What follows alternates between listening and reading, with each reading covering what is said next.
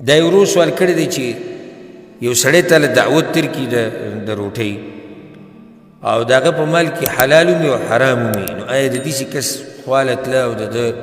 روټۍ خوراک دا جایز دی او که نه؟ الجواب راجح قول د اهل علم هغه هم دقه دی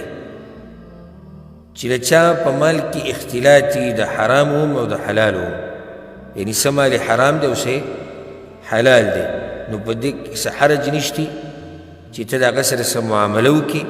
یا د هغه د خوراک نه خوراک وکړي یا د هغه هدیه قبوله کړي او په هغې کې به نیت ستا دی چې دا زه د هغه حلال مال نه خورمه یا دا معامله په هغه حلال مال کې ده، ځکه چې هلته خو د هغه سره حلال هم شته، ټول خو حرام نه دي. دې باندې ښکلی دلیل دا دی چې پیغمبر صلی الله علیه وسلم په مدینه کې د یهودو سره معاملات کړي دي که نه دي کړي دي، حالانکه یهودو باره کې قرآن کې هم دا صفت بیان شوی، دا سخت سودخور خلک مشهور یهود په دې سود خوراک کې، نو ګوره د هغوی په مال کې حرام هم شته او د هغې باوجود پیغمبر صلی الله علیه وسلم د هغوی سره معاملات کړي دي. والله اعلم.